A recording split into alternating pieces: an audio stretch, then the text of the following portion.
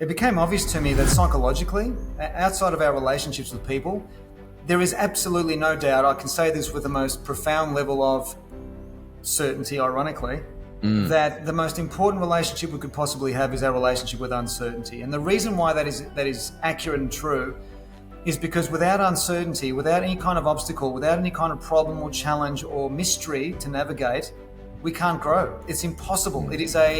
Uncertainty is the fabric of life. And what I have found is that a lot of people have got a dysfunctional or unresourceful or fear-based relationship with uncertainty. And yet, it is a precursory seed. You can't grow without it.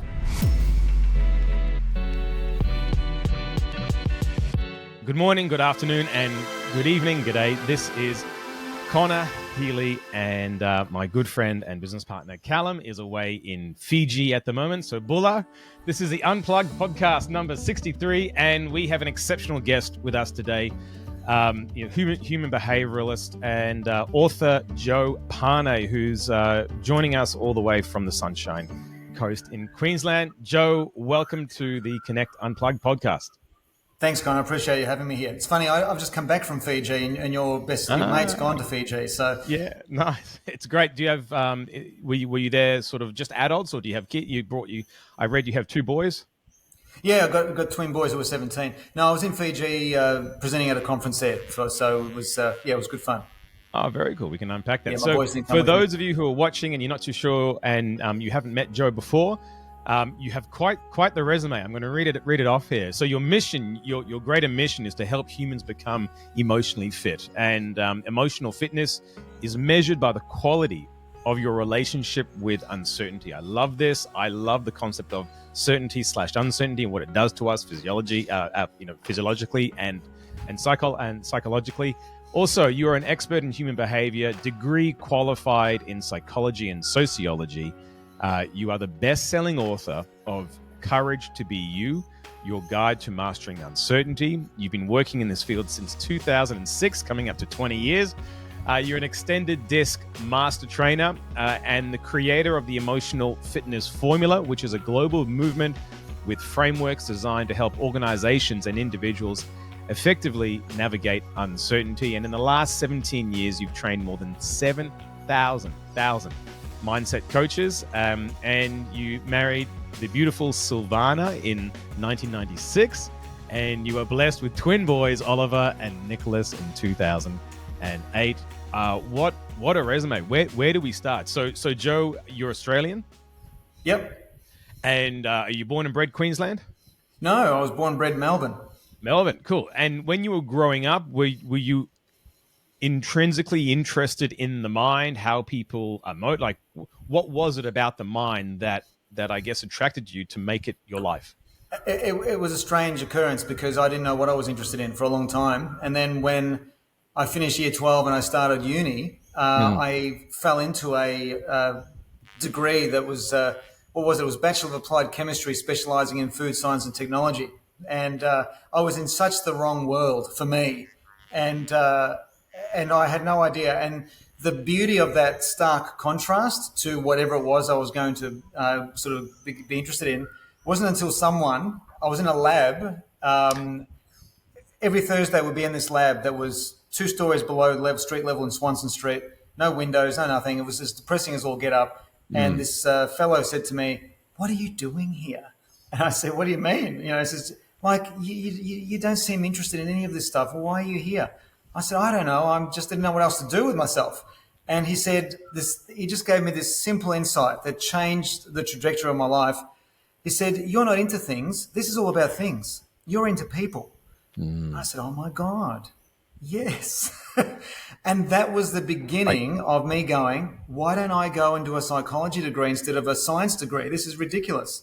So, and that became the journey I embarked on. It took me another 12 months to create the move from one uni to another uni and get started on a different degree, different course, different direction.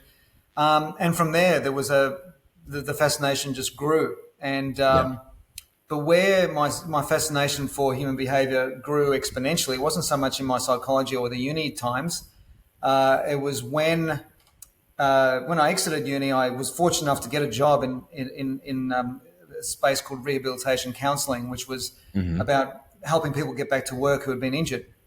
Hi there, this is Conor and Kallum from Connekt Coaching. Hope you are enjoying the Unplugged podcast. Nothing lights us up more than seeing businesses thrive, especially in uncertain times. We have 32 combined years of doing nothing but mentoring and training businesses from around the globe in order to increase their revenue and thrive in uncertain times. So what we would like to do is share with you a little bit about what we've discovered over the last 32 years. We've created this amazing business model called the Forever Business Model, and we want to give it to you for free. All you need to do is jump down into the description below. There's a link there called Steal Our Forever Business Model. Click on the link. There's a 9-minute video that you can watch where we unpack everything you need to know to implement it in your business right away. And I was working at Ford Motor Company in the manufacturing industry in Victoria and Melbourne, where they used to produce a car that was called the Ford Falcon. Yes, and we know. Yeah. and it was a job that was really just full of toxicity and all kinds of agendas that I was completely ignorant of coming out of uni straight into this job where I went from the ignorance of academia. So I'm saying that respectfully. I'm talking about myself. Sure. And diving into the pool of the manufacturing space in the 90s, full of shop stewards, insurance companies, medical centers, all of these different agendas, and I was lost. So 2 years I lasted there, and did you feel like you were pulled apart by different agendas? You mentioned completely. That, like, was it? Yeah. Could you? My work was just simply filling a what do you call it? A legal requirement. Yeah, so okay. it wasn't real at all. So I was kind of like lost real. there, and Okay. I left, and I didn't know what to do. So I went and got a job with a local real estate firm, and they put me to work straight away. I had to go and door knock and cold call for 12 months to build my own database, which I did. Nice. And I worked in sales for 6 or 7 years, and that taught me everything about human behavior. Not to say everything, that's not accurate, but it taught me a lot about human behavior, dealing with the public, dealing with building relationships, dealing with what money does to people, what it amplifies, what it minimizes. It was just and then that was the beginning of me embracing my own personal relationship with uncertainty. And so that was that's when I got into self-development. I got introduced to the works of Zig Ziglar and Brian Tracy and all these wonderful people. All the originals, Oh my God, this is amazing. And got into that. And then 7 years I was there, and I started becoming disengaged. There was no other growth opportunities for me, professionally speaking. So I took a year off, and I went and worked for free with this wonderful couple who ran courses in teacher training of meditation. And nice value shift. In that 12, it was a big shift. And then in that 12 months, I went and did all kinds of things. I did 7-day silent retreats. I did Vision Quest. The Vision Quest was more difficult than any marathon I've ever run. That was incredible. I did all of these experiential, mind-numbing, heart-opening experiences, and I didn't know at all, Connor, that doing that, being on that spiritual quest or that non-physical quest, combined with the real-life, hardcore world of competition, sales, winning, losing, prospecting, combined with the spiritual quest, I had no idea that was preparing me to start my own business. And that's how I started. In 2006, I decided to go back to my psychological roots. And I thought, enough of all of this. I was running out of money anyway. I had to do something. And so in 2006, I started my consulting, training, coaching business. And in February, I celebrate 20 years. What an incredible story. So I'm fascinated with the sales. My background is sales. I love sales. Many people who've been in sales for a long period of time call sales a spiritual discipline. Would you agree with that in your quest through it was real estate sales for the first block of time that you were doing sales? You said it taught you a lot about people, money, relationships, etc. What did it teach you about yourself? I think it amplified the importance of the basic fundamentals, which seem to be lacking in some, and that is the fundamentals of being a gentleman, being kind, being respectful, having a patient, compassionate appreciation of people's circumstances. As you may be able to imagine, in the real estate space, I mean, the bulk of the market that we were dealing with were mums and dads and families, and there were all kinds of relationship situations that I was dealing with, not directly personally because it wasn't my life, but I was in the middle of it because in the middle of it all was a house that had to be sold so the money could be used for whatever the situation that these people were in. And so one of the things that it taught me, not just about myself, but about humanity, especially in the Western society, in the Western world, is how money amplifies your character, how you respond to it, how you relate to it, what you make it mean. It just dials up and amplifies and magnifies who you are. And I saw lots of exceptional and strange and different types of behaviors around this. And that taught me a lot. And also just dealing with the sensitivities of people's situations that are very delicately balanced and poised. It was almost like I was in a sliding door moment with so many of my clients because based on the sale of the house or how long it would take would impact their life situation. So it was a very sensitive space. It wasn't just, I wasn't selling houses. I was helping people move on with their lives. Yeah. Essentially, that's what it was, really, when I think about it. From the outside looking in, a lot of people think of sales, and especially in real estate, that it's just a realtor trying to make a buck. The way that you've articulated it is really quite profound, and it sheds a different light than I think what most people think and feel about real estate or about sales in general, but in this example, real estate. And let's get back to the money. So you mentioned it amplified. I think, well, maybe that's what I interpreted, amplified. So what's that saying? If someone is a nice person, money will make them even nicer. And if someone's a nasty person, money will make them even nastier. Or if someone is a generous person, money will make them, you'll see it more because they'll have more money to be generous with. And if someone is not very generous with money, it will amplify that because they'll have a lot of it and there won't be much trickling out in whatever endeavor. With that, I mean, you went on your spiritual quest after a period of time, I guess. I mean, from a Claire Gray's values levels, and many of the listeners here understand Claire Gray's values levels. It sounds like you went 5 and then you went into 6 and then you ran out of money and you were like, oh, I need to start accessing my 5 again. And that's when you built your business with this. You're being very generous with your compliment. So really coming out of uni, it was 2. It was finding connection. Like at Ford Motor Company, I was just happy to get a job, happy to be with other adults and just being in this space that's related to my psych background. And so that was 2. That was survival. It wasn't survival. It was connection with the cohort. Yeah. Then discovering that cohort was in a lot of ways grossly dysfunctional and very toxic. It was a community, that's a loose term, but the tribe, that's a better word. Yeah, the tribe that I was in was dysfunctional.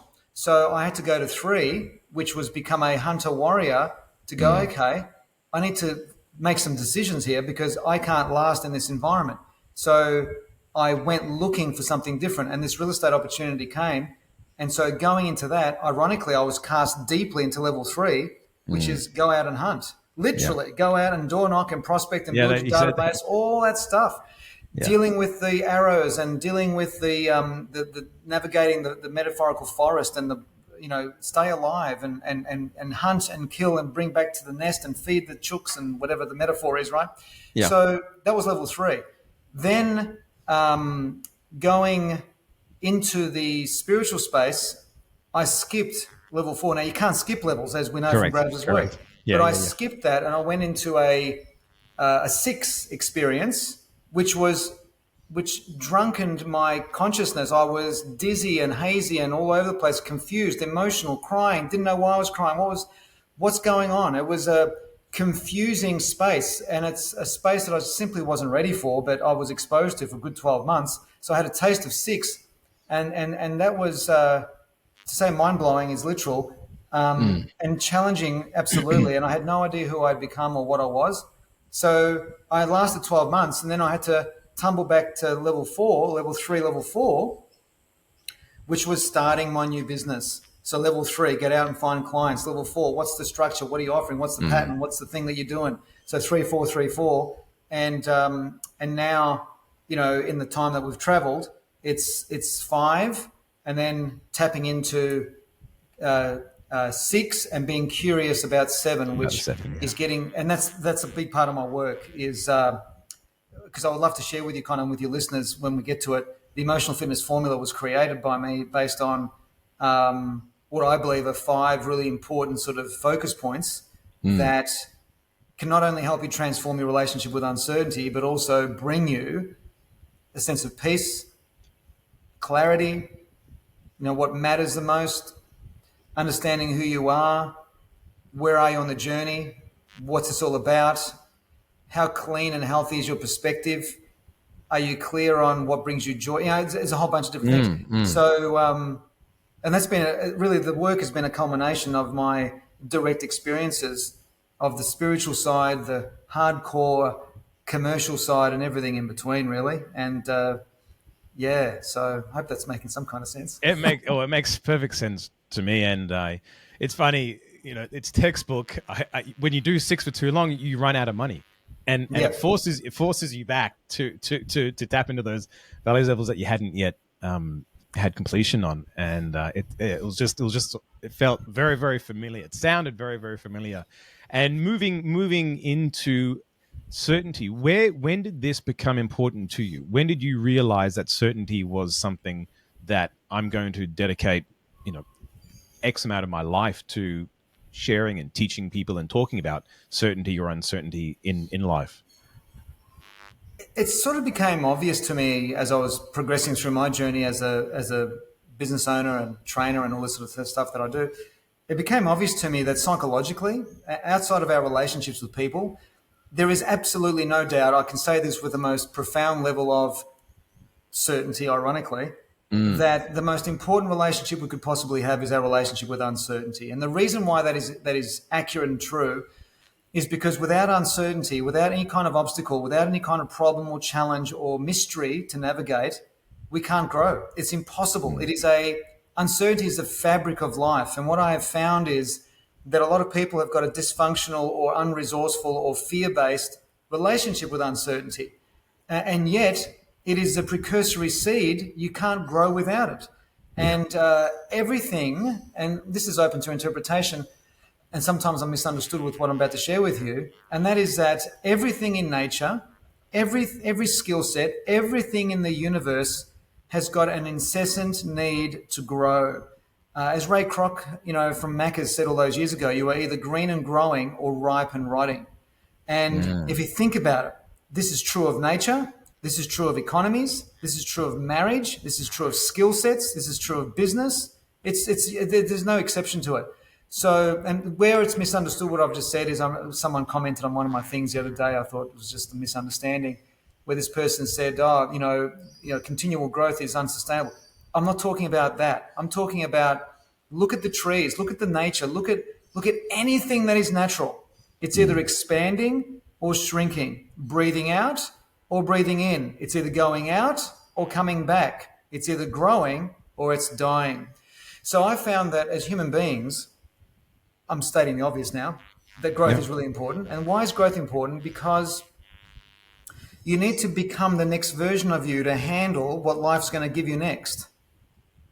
It's like the 2010 version of you and I, Conor, could not handle the 2025 version of our lives. Could not handle it. And if we haven't become that next level, then we're going to struggle. And a lot of people struggle in life. Now, let me be very clear here. Human behavior is very, very complex. So when it comes to matters of anxiety and depression, there are literally hundreds of roads into anxiety and depression. But the good news is there's also hundreds of roads out of anxiety and depression. Yeah. And one of those roads, which is a highway, is transforming or shifting your relationship with uncertainty itself. That we can see in nature that uncertainty is correlated to growth, whereas the ego in the personality correlates uncertainty with fear, because the ego has a heavy addiction to certainty, and control. And when you begin to wake up to what the ego is trying to do, you begin to take a lighter view of life, because we begin to realize how ridiculous it is, this control that the ego is trying to place on life itself, because we're in control of nothing. We Could you don't give an even know. example of that? So someone listening now and Yep. they're understanding in theory, could we pluck it out of the sky and bring it down to everyday life? Someone's listening right now. I have uncertainty about, what next week how that will unfold. I'm a business owner. I have a few booked calls in. I have a few meetings, but I have uncertainty with how that will unfold. Is that the uncertainty? And as a business owner, I'm looking to firm up. I'm looking to get certainty. So I'm going to ring more people right now and book in more meetings for next week. So next week's calendar is fuller, and I Yeah. have more certainty with what results I can bring. Could you interpret that with the framework that you're talking about? Yeah, great question, great point. So, yes, there has to be some kind of balance between certainty and uncertainty. There's no doubt about it. Because when that's out of kilter, we feel it emotionally. If there's too much certainty, we're bored.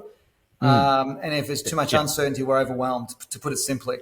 So, for example, whenever there's something that's new and unfamiliar, or something that is out of your control. So, for example, if I'm running a public training online or in person, that is there to show people what I do, so then they can decide whether they want to continue the journey with me or not. So whether there's sales made, whether clients join, the emotional fitness formula, or do they come on board or not? I don't know. I have no control over that. I have to embrace the adventure of that. Carl Jung used to say, life is not a problem to be solved. It's an adventure to be immersed in. And so I approach that as an adventure. I can't control the outcome. All I can do is do the best I can to immerse myself in the process of that. So in the meantime, whilst that uncertainty is there, how do you bring certainty into your life? Well, one of the highest quality ways I know to bring certainty into your life is to find a hobby that is meaningful to you, a hobby that sings to your soul, that brings you joy. Because one of my main hobbies in life that brings me incredible joy and incredible adventure and amazing experiences is running. I love running. I've been running for 30 years. Marathon. I think I read somewhere Yeah, I've done a few marathons and half marathons and stuff. So when I first started my business, everything was uncertain. I didn't know anything about networking, or I had to go out and meet strangers, people I never knew. I had zero reference points of experience. I'd never run my own business before. And so my world was infiltrated with heaps of uncertainty. So the way that I combine that is I use my running and my running community to balance out the certainty. So by having a hobby, whether it's musical, physical, creative, philosophical, intellectual, whatever sings to your soul, having a hobby that you can perform and experience multiple times a week actually builds what I call micro hope. And micro hope is giving you something to look forward to on a weekly basis many times. So I remember in 2006, when I was starting my coaching and training business, that every Tuesday and Thursday I was part of a running community. Loved it. It was familiar. It felt good. It was comforting. It was security. I loved it. It sung to my soul. You had certainty. It gave me something to look forward to.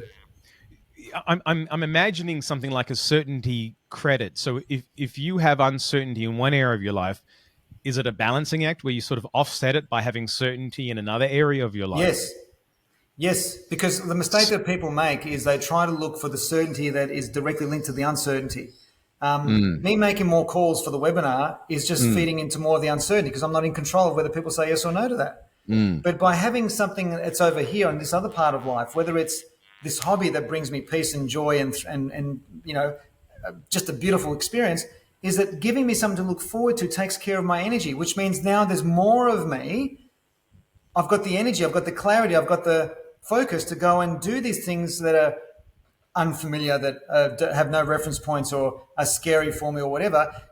For example, typically I remember most of my networking was done in the middle of the week when I first started. For the first 2.5 years, I just networked a lot. And Tuesdays and Thursdays were my hub with my running community. And then I had another running thing I would do on a Sunday. So these were three main focus points to look forward to in between that. When I'd go and do the networking, and sometimes it was hard and awful and depressing, and other times it was great. It didn't matter how it went. And the back of my mind I'm thinking to myself, gee, tomorrow's Thursday, I've got my running group again. Now, I reverse engineer that psychologically, and I go, well, take away that hobby, take away any form of meaningful activity, and all you have is, I know I've got to put my nose to the grindstone and do this networking 5 days a week. The uncertainty that I would have experienced would have burnt me out, and it would have been unsustainable. This is the essence of emotional fitness, Connor. Okay. Emotional fitness is about having a relationship with uncertainty that is sustainable, where you've got the wisdom, the know-how, the awareness of how to fulfill your needs for security, safety, and comfort in a healthy way, because you can do that in unhealthy ways as well. Yeah. And if you do it in a healthy way, and to me, as I sort of keep repeating myself, a meaningful hobby is one of the best ways of doing it. It's so sustainable. And also it's a gift that you're giving yourself. It's something that you're doing for you, not for your family or for your environment or whatever. You're doing it for yourself. It brings you joy in your heart. And now I can go and face that difficulty or that challenge or that unknown. I don't know how that's going to go, but let's go and give it a go and see how it goes. Because I said, I adore those words of Jung, that life is not a problem to be solved. If you have more certainty in the home, you potentially taking you give yourself permission to take more risk outside of the home? Is there a correlation there, or am I drawing a conclusion that may not necessarily be there? No, absolutely. There's definitely a correlation there.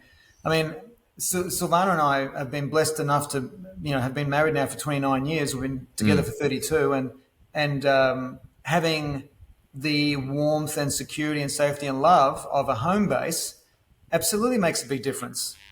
For people listening to this who might not have a family or may not be married to or might not even be in a love relationship, it's finding other avenues, other communities tribes that bring you joy. Other tribes that they feel like they belong? Is it going back to the Claire Graves situation, you need to find a tribe at level 2 that you feel wonderful with, it's of like mind, that you can go back to. Having a confidant in your life, a best friend, a close girlfriend, a best mate, is really, really important, because this is another avenue that brings you certainty and comfort. Another avenue is having a clean and healthy perspective. Perspective is one of the 5 focus points of the emotional fitness formula.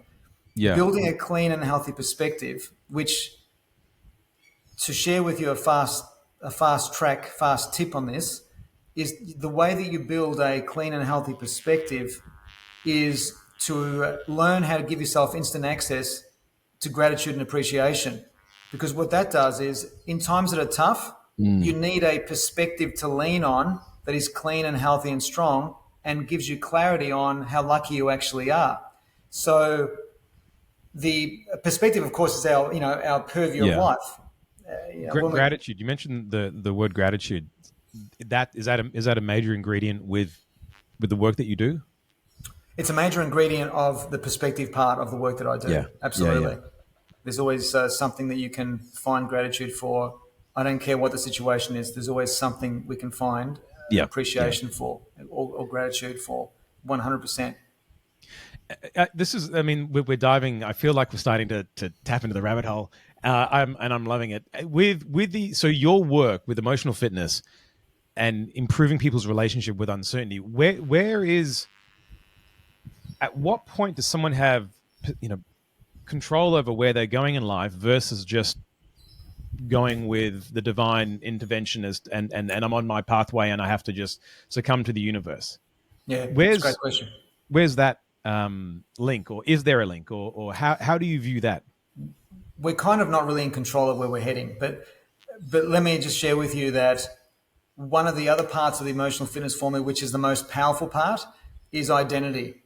And identity in human behavior is the single most powerful force in the human condition, because if, for example, Conor, if I use temperature as a metaphor. Identity, right? You said identity. Yeah. So identity is what we allow ourselves to be defined by.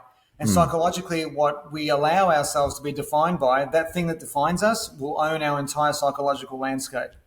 So if I'm defined by the results I'm getting in my business, my wins and losses I will take personally, and I will grow a hypersensitivity to my wins and my losses. Makes sense. Because it's me, it's who I am. So my losses will be taken deeply personally, which means it'll affect me for longer and deeper than what it needs to. And so the losses will go to my hearts, and my wins will go to my head. And ego inflation comes as a result of it because of the personalized nature of it. In what we need to understand here with emotional fitness is that our identity is very, very powerful to us also, because if you or I define ourselves as a 25-degree person, using temperature as a silly metaphor, Okay. and you experience a flash of you being a 30-degree person, because you believe and are defined by 25 degrees, you will sabotage the crap out of the 30-degree opportunity, and you'll settle back down to how you see yourself. By the same token, if you drop to 18 degrees, you'll be naturally motivated and skilled to bring yourself away from that back up to 25 degrees. The good news is that temperature is set by us. The Pygmalion effect, is that similar, the sort of self-actualizing your own expectations on yourself? Kind of. So let me explain to you the identity part of the emotional fitness formula, because I believe this will clarify a lot. So is this one of the principle? One of the there are five principles. Yeah. Okay. It's one of the five. So perspective is one. Identity is the most important one in the what we call the EFF, which is the emotional fitness formula. So Jung shared with us, Carl Jung shared with us 100 years ago, that there are 4 phases of identity that we all go through, all of us. And these phases we experience them organically. We don't make a conscious decision to go from one to the other. They happen as a result of our own personal unfolding and evolution. Yeah. The first phase is what's known as the athlete archetype. Jung defined it as the athlete archetype. So the athlete, not to be taken literally, the athlete is typically the person in their teens going into their 20s, where they're defined by their material possessions and their physical body. And there's a core driving question that sits at the seat of their psychology, which is, what do you think of me? What do you think of my apartment? What do you think of my house? What do you think of my car? What do you think of my body? What do you think of this?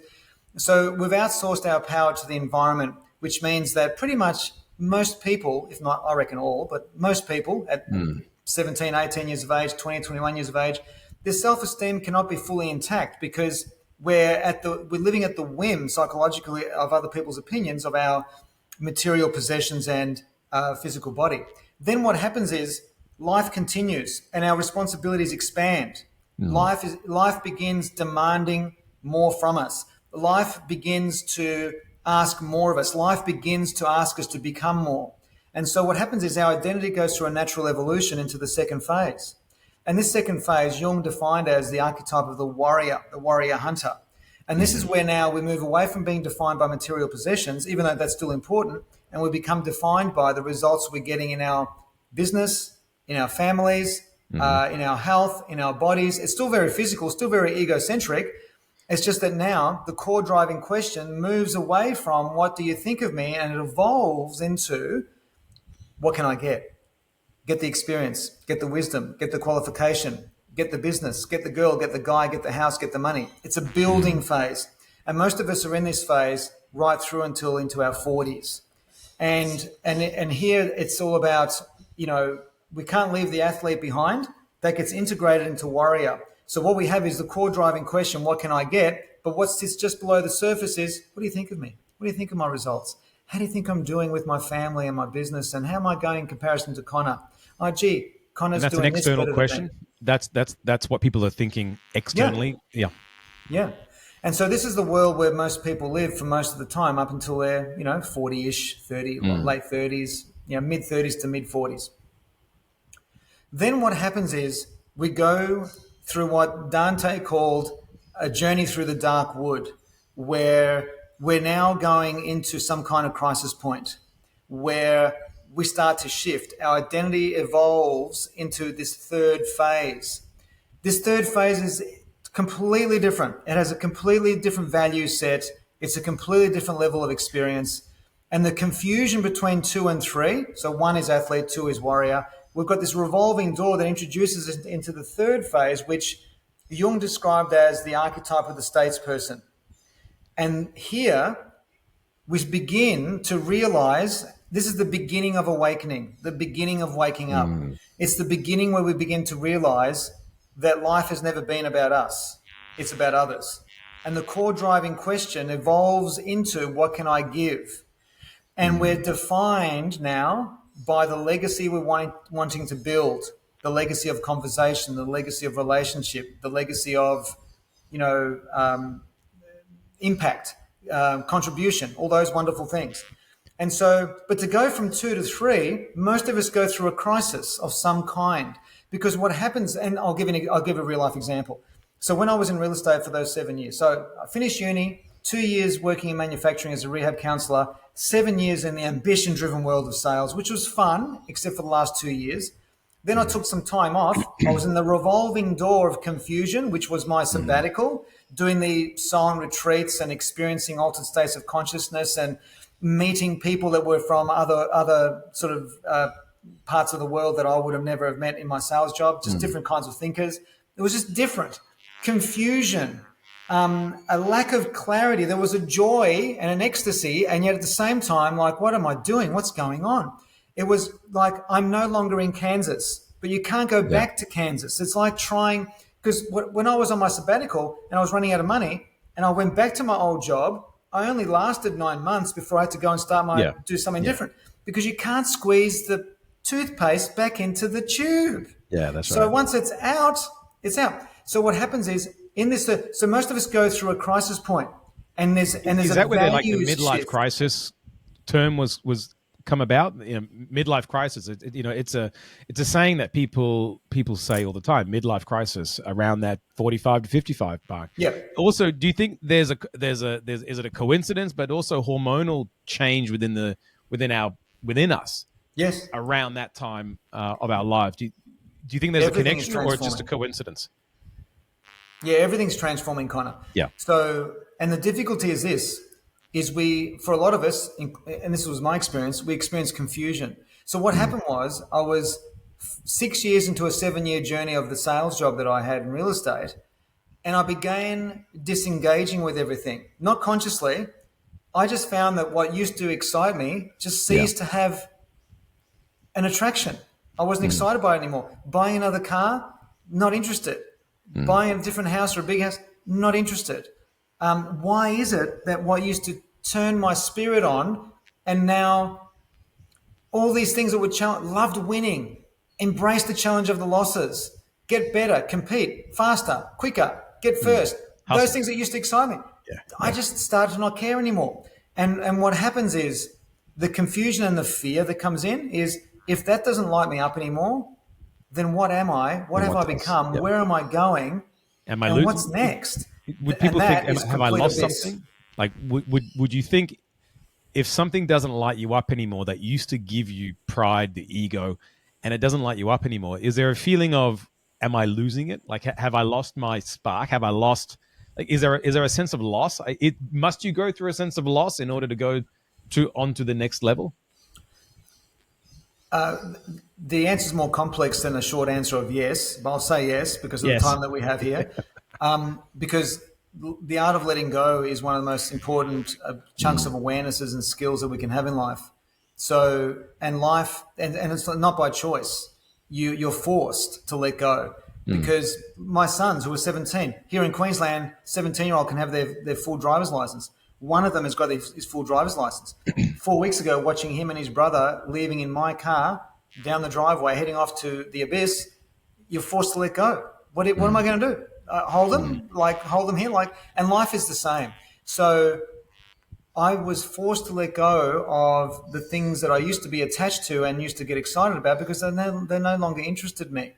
And the problem is that when we're caught in this revolving door, a lot of people are looking for the ego is desperate for certainty, desperate for making sense of this, desperate to control something. And sadly, this is where people can fall into a hole. They start to rely on alcohol or drugs or violence, or they do all kinds of dysfunctional things that really hurt them and hurt other people. Or we can sit in my case, I was just, I don't even know how I came to this decision that I was going to take time off and go and spend time with these beautiful people. I just did that. It just felt right. And but geez, it was hard, Connor. Like, there were a lot of tears. There was a lot of emotion, and it was confusion because I didn't know where I was going in my life. And this is the big deal, the big move. What age were you around this time? What age were you around this time, Joe? I was I was 34. So is that early? Is that on the earlier side? No, it happens. A midlife crisis can happen in your mid-30s. Absolutely. Okay. And did you have a mentor? How did you restable, or did you just The rough it people and figure it out? Yeah. the people that I was with, doing all the vision quest and the silent retreats, they were my mentors. They were guiding me, and that was really important. That was crucial. Yeah, so most of the time we do need external help of some kind to, pull our way through this revolving door, this confusion of whirl, what do you call a whirl of wind or wind whirl, So, whatever it's called in this whirlwind. whirlwind. How Yeah. will someone know that they're there? Oh, you'll know because of how you feel. Okay. You feel confused. You feel worried. Your ego starts to try to convince you that you're falling into a depression. So you might feel depressed. There's also a blend of anxiety in there because it's like you don't know where you're going. I know where I've come from. I know I don't belong there anymore.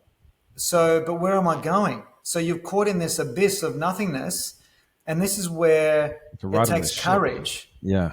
to then start asking different questions. What else can I? And this is where in this point here, Connor, in this transformational shift moment, like it's not a moment. Like this moment can last years. People make different decisions. They exit careers and try something different. For some people, it's a geographical shift. For some people, it's exiting a long-term relationship and going out on their own or finding a new partner or just there's changes going on everywhere. Just a It's change, like an yeah. upside down world now, but the upside down is where it's always been. It's just that we had it the other way around.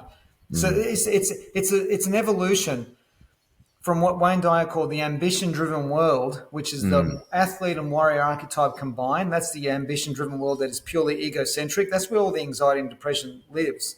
And then we shift into the meaning-driven world. And the doorway, which is revolving into the statesperson, is the beginning of the meaning-driven world, which is heart-centric. This sounds linear, but it's not linear. We are going all over the place all the time. Right. You might find, Connor, that I won't speak about you. I'll make up a character. Let's just say we've got this character, John, just not a real person. And John's doing mighty fine in his career, but suddenly his health takes a hit. Now, because his health takes a hit, he's going to have to go all the way back to athlete to sort out his body, to work out what's going on, to educate himself on what needs to happen in order to heal his body around this particular challenge. And then he might have to go through that and then build through warrior again and build through to statesperson again. I haven't even spoken about the fourth phase yet. So we're moving up and down all the time. We can be in statesperson in business. We can be in warrior in marriage, or the other way around. Well, the other way around. Yeah. Yeah. But we're moving up and down all the time. No one is going straight into a meaning-driven world and staying there, because there's integration that has to happen. There's continual reintegration of athlete warrior into statesperson so we can become more whole. But that is only the beginning. That's the journey of the ego. That's the journey of us as personalities through our lives. That's only the beginning of the real journey, because the real journey that Jung spoke about is entering into the fourth phase. And the fourth phase of identity is what he defined as spirit. And spirit is preparation for death. This is where the ego is being summoned by the soul to sit down and shut the F up. And This is deep. Yeah. it's profound. And in here, we begin to realize that life is not about solving problems, because you actually can't solve emotional problems. What happens is you outgrow the influence of those problems as you traverse through life, and those problems have a lesser and lesser hold on you. That's a whole nother conversation. But in the spirit phase, it's about the ego being summoned, which means we begin to wake up to the fact that who Conor and Joe is as a persona is not who we actually are. We're something else. It's a mystery. Carl Jung said that life is a short pause between the two great mysteries. The mystery of existence is the most important thing in our lives. And Is that when you ask the question, why are we here? Is that the base, the starting point of that way of thinking? Yeah, I'm smiling because asking that question is a waste of time because no one will ever Okay. know the answer because Yeah. we're in a short pause between two great mysteries. The mystery's paused, so we can't have the And answer to that question. I guess to even ask that question, you're looking for certainty, which Yeah, which sort of goes against the whole aim. Like if you really, you wouldn't need to ask that question, I guess, if you're at the Connor, I'll put it to fourth you like level. this: life, and I don't want to sound freaking cliche and minimizing all the complexities of all of this, No, but no, at the that's risk of sounding overly simplistic, think of life like a dance floor. When you go onto a dance floor to play and have fun and move your body to your favorite music, you're not going onto that dance floor to get anywhere. You're not getting onto that dance floor to get to the other side. You're on that dance floor to immerse in the experience.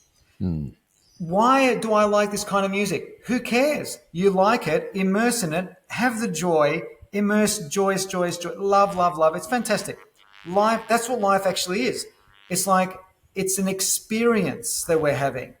It's not to be, it's not a problem to be solved. The ego will never know. It has no idea. I'll speak for myself. I have no idea what's on the other side of the veil. No, but there's a part of you and me that knows, but we just can't consciously recall. So that's why when Jung said, life is not a problem to be solved. It's an adventure to be immersed in, and that problems will never be solved. What happens is, as we grow and expand through this journey of identity, those problems the influence of those problems will cease to exist upon us. It's like, think of the biggest problem you had in 2005. In yeah, 2025, you look back and you non-existent, go, non-existent. really? Yeah, yeah. So it's the adventure, and this is an important message here because Courage to Be You, my book, is the purpose of writing that book was about reconnecting people to a sense of courage, meaning not courage in a traditional sense of the word, but having a connection with intimacy. Intimacy is about transparency. So sharing your truth respectfully with people that you love and accepting and listening with great curiosity in terms of other people's truths. One of the things that I talk about often is in my library just around the corner here. I've got a whole section dedicated to near-death experience case studies. And Dr. Raymond Moody, who wrote a book called Life After Life back in 1975, was last updated in 2015. He's interviewed over 20,000 of these cases. This is where someone's actually, their brain and heart has stopped functioning. They actually are dead. They get revived and they come back with a conscious living memory of what they experienced in the ether on the other side of the veil. And there are themes that show up. And statistically, these are not anecdotes. These are like data that shows constant patterns of what people come back and report.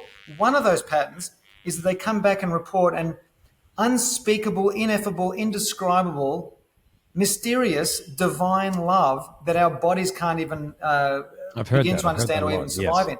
And there's one particular case study, Connor. This lady came back with two of these burning questions that she shared with Dr. Raymond Moody. And these two burning questions, I believe, are two of the most important questions that you and I, and hopefully our listeners, can ever want to answer. And nothing comes close to this. The first question is, how well have you loved? Second question, how well have you allowed yourself to be loved? Now, you have those two questions in your consciousness and in your awareness and in your intention of what you bring into the world. You realize the purpose of life is to experience in the immersion of whatever that metaphorical dance floor is for you. No one will ever be able to answer the questions in this short pause. Why are we here? How do we get here? Where are we going? And what happens later? No one knows because we're not meant to know. Because we're meant to just be immersed blindly and ignorantly into this experience. Be on the So dance floor. let's enjoy it. Yeah. We've got some people who have been chiming in, and Beck, love, dance, let go. And Julie is absolutely loving it. This feels like a masterclass. Like the content you're giving and the information you're sharing is incredible. I feel like I'm taking notes here. Thanks, Conor. And so by the way, I just want to acknowledge that and thank you very much for being so generous with that. Appreciate that. Let's talk about EFS. So emotional fitness formula is that EFF? Yep. And you can you unpack? I mean, we've unpacked some of the five, but not necessarily in a sequential linear way. Could you share with the people who are watching what are the five, and what is emotional fitness? And can we talk specifically about, like, it's clear you are well versed in many disciplines, and I love the way that you've brought them together, and because of that, you've been able to see through a lens that no one else has. Can you share with our listeners what is emotional fitness, and what are the five qualities? Was it qualities? Focus points. They're like five Focus points principles of EFF that principles. I That's it. personally. It's like, this is what I reckon based on my experiences of Yes. life and love and all good things. What I think these five things would impact the most. So emotional fitness, as we said at the onset of this chat, it's measured by the quality of our relationship with uncertainty. In essence, it's also about intimacy, but that's another conversation we haven't got time to squeeze into here. Okay. But it's essentially about our transforming of our relationship with uncertainty, so we can grow into the next version of us, so we can meet the needs and demands that life has of us. So the five areas, in order of poundage, in order of power. The first one is identity, which we've touched on here really well. Yeah, that was a good one. So knowing who you are and the continual unfoldment and evolution of that is very, very important. And as you can tell, I'm a big fan of Carl Jung. I've quoted him 1,000 times in this podcast interview. But he also said that who you've become becomes your chief obstacle. Your primary obstacle, ironically, is who you've become. Who you've become becomes your chief obstacle that you need to navigate through. Because sometimes what happens is we realize we've become this new version of us, but nothing stays still. It's an ebb and flow. It's a continual move. So the identity piece that I just introduced you to briefly, we go really deep into that in helping people understand, because with my work, I've transformed all the modules and content into a coaching guide with great questions, so we can either coach ourselves or coach others or use them in business even to lead in certain ways. So identity is the first focus point, because it's to know who you are and how you operate and what lights you up and what doesn't, and all these wonderful things. That's really, really important. And so much more I could say to that, but I'll keep it at that level there. Yeah. So that's the first one, know who you are. The second one is what we call life stages. So life stages represents, where are you at? Do you know where you are? So you've got to know who you are. So where you're at in the journey. Where are you at on the journey from ambition to meaning? Do you even know what this is? What is the ambition-driven world? What's an egocentric experience where all these things sort of happen and all the power is outsourced to the outside environment? Sure. Well, do we stay there forever? No, we don't. We evolve into this meaning-driven world. Well, what does that mean? Well, it means we start to fall in love with life and self and others, and it's a different experience, a heart-centric experience of contribution and impact, which then leads to getting ready for what's next, whatever that means, through the portal of spirit. So where are you at in this journey? That's the second part. The third part is to know, where are you going? Where are you going? So we know that we don't know where we're going, but what I mean by this is the third part is values. Now, Conor, values, I've got to tell you, from running workshops for the last 20 years, values are one of the most misunderstood things out in the world. People confuse values with morals. In emotional fitness, we define a value as an emotional compass. It's the realization of your deepest desires. A value is a verb, not a noun. So a value is something that you do. It's a performance of an activity that brings you joy and expresses that deep desire of expression. That's what a value is, which is highly personal to you and unique to you. People confuse the emotional compass of values with a moral compass. Morals are more universal standards of engagement. So, for example, you and I, we could say there's integrity, there's respect, and there's responsibility. And let's use those three as an example. There's no one's going to say, I don't have integrity, I don't take responsibility, and I don't respect anything. These are rules that we have in order to engage. So a moral compass is like the temperature gauge, and our values is our fuel gauge. Our values, our emotional compass influences all of our decisions. So my emotional compass guided me to going on that sabbatical. So a value determines where are you going, what kind of career do you want to have, what kind of relationships do you want to have, what kinds of activities do you want to immerse in, what kind of lifestyle do you want to have, what do you want to be surrounded by. There's that. So it's values is the third part. The fourth component is like, well, how do we get there to where we're going? How do we get there? And I call this in the EFF emotional flexibility. Emotional flexibility. What's fascinating about this, there's a big difference between feelings and emotions. A feeling is a vibey feel that we get for a thought that we've had, which disappears pretty quickly. However, if we attach a meaning to that thought and we attach a story to that thought and we attach a historical narrative to that thought, the feeling transforms into an emotion. And that emotion begins to infiltrates all of our nooks and crannies of our experience. Emotions flavor everything. Yeah. The reality is that emotions don't respond to facts. Emotions only respond to the meaning that we give the facts. Yeah. So emotional flexibility is an important part of the whole journey that determines how we get there. And then the fifth and final part that we've actually touched on here already, the fifth and final part of the EFF is perspective. So knowing what matters. So you've got identity. Who are you? You gain some kind of clarity there. That's powerful. Where are you at in your journey? Life stages. Where are you at in the journey? Are the life stages related to the Carl Jung work that you shared before, the 1, 2, 3, 4? Yeah. Yes. Yep. And essentially, the life stages part is the journey of ambition to meaning.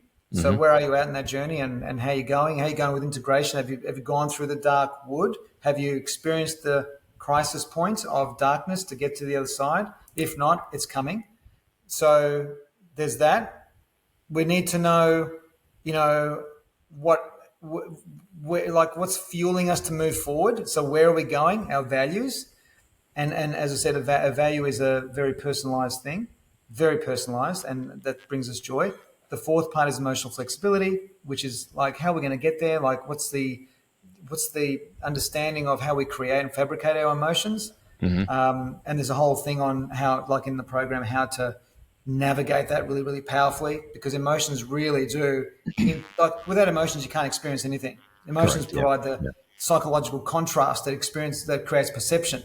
So, and then we've got the fifth part, which of course is perspective, our bigger picture on things. If someone is highly disassociated, and I was actually at a corporate training on Wednesday, and one of the exercises we did was a basic resource anchor exercise where someone literally gets into an emotional state, and then we anchor it to a part of the body. Some people found it very difficult to even access that emotion. In fact, one of the pieces of feedback from that exercise was someone literally said, wow, I realize that it's very difficult for me to even access emotions. Where if someone isn't really is it about allowing, if they're not feeling emotions because they're disassociated and they sort of go through life and it's, I wouldn't say it's suppressing, but where would they sort of, how would you address that in the fourth principle that you were talking about with emotions? So this is a big question, because there's a lot of answers to this question. Yeah. Okay. Because human beings, we are complex, and everyone's unique in the way that they see the world. But ultimately, it's kind of like, let's go back to the dance floor. I'll answer it with the dance floor because that's with the time that we have. People in the audience are liking the dance floor metaphor, by the way. Oh, cool. So the person who has difficulties accessing emotion is the one that's watching the dance floor. It has got a story running inside their mind saying, I can't, I won't, I'll look like an idiot, I don't know how to move, I'm uncoordinated, insert story and bullshit here. It's just all fabrications. But they sit on the edges watching and they never get on the floor. That's the person who can't access their emotions. Now, the way that they can learn how to access their emotions is not going to be through their mind, well, kind of, but not really. They have to get in, they have to be on the floor. They have to get onto the floor. It's like, but you can't see it, but behind you here is this swimming pool here on our deck. And I sometimes say to people, how do you learn how to swim? By getting into the pool. It's not by reading books. You got to get into the pool and immerse. So you got to get onto the dance floor. Now, when you get onto the dance floor, now suddenly you're connected with other people and you feel that connection.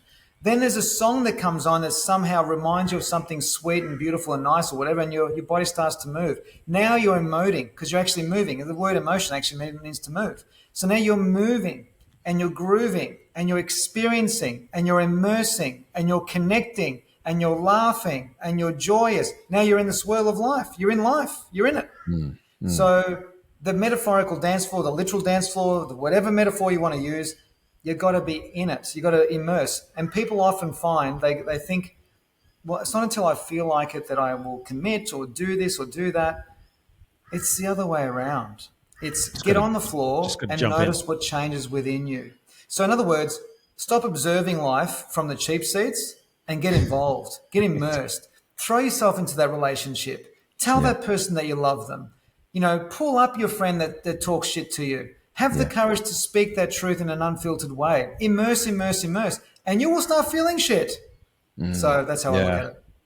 So tell me about how can someone learn more about this? So I've loved hearing about these 5 principles. The fact that you bring in a lot of Jungian psychology into what you do, I love that as well. And if someone wants to deep dive into this and learn more about it, is it in Courage Be You? Is it a course you run? How does someone get involved?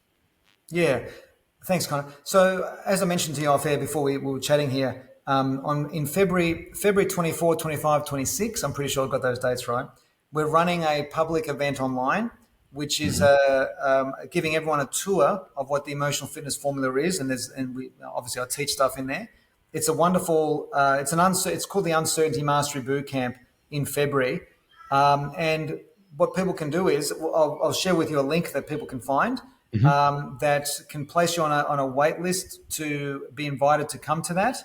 And it's a free training. You get to come along. You get to explore this more thoroughly over the course of 3 sessions that goes for about 70 minutes each. And then from there, you can make a decision as to whether you want to dive into the pool with me and enjoy dive on the dance floor. What do you jump into the dance floor? Come and dance. Yeah, well, yeah, that's right. So okay, cool. So it's 3 days. It's free. You interview it's by invitation only. So you'll put a little link somewhere that I can put on the comments here and on our YouTube, and then from there you can then deep dive properly with people. Is that well? From there, so I run an emotional fitness accreditation program for both business owners, team leaders, and coaches.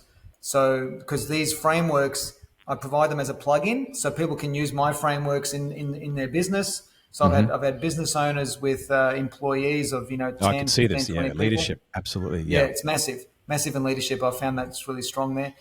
Coaches can use it to actually coach their clients with, and because in the program there's more than just the emotional fitness formula. There's presentation skills, there's coaching skills, there's general coaching skills. There's also then coaching skills using EFF. There's dozens of hours. It's a 12-month program. Or they can do an introductory program, which is just basically a more simplified version of that without the application. It's just more just learning what the EFF is. And the other thing people can do if they want, and I can put the link in here, is my book is available on Amazon, Courage to Be You, which dives into this kind of conversation that you and I have had, Conor. That took me 4 years to write that book. It's like, oh my God, that was so hard, but it was done. So I'm happy with that. Nice. But yeah, come along to the free training in February. That's probably the best way to immerse in this, and you'll know whether this is right for you or not. Simply put. Amazing. So anyone listening, watching, live streaming, replay, YouTube, look in the comments. I'll put the link. You can register. You want to get more of Joe. We've only been talking for an hour, and we haven't even talk about scratching the surface. I don't feel we've even scratched the surface here. No. And you did 90% of the talking, which was I'm so sorry, Conor. I was so engrossed and immersed with what you were saying. I felt like, wow, I was having shifts as you were talking, because I'm 45. So I'm at I'm listening to you, piecing it together with my life, and I've personally found this incredibly valuable. So I want to thank you very much for coming on behalf of myself and Kallum, Bulla to Kallum. Thank you very much for sharing this time with us and the generosity of your information. It didn't feel you didn't hold anything back, and that's really, really appreciated. So, Joe, we would love to have you back as well. Thank you very much. This is the Unplugged Podcast 63. All right. Thanks, Conor. Thank you, everyone. Thanks, everyone. Thank you, Joe. Bye for now. Thank you very much for watching the Unplugged podcast with Kallum and Conor from Connekt Coaching. Hope you loved this guest this week as much as we did. Cal? What we wanted to remind you of is that if you wanted to steal our forever business model, which is perfect for all sorts of businesses around the world to start to build extra revenue in your business right away, get instant access by clicking on the description and going into the link below, watching the 9-minute video where we unpack everything. See you next time.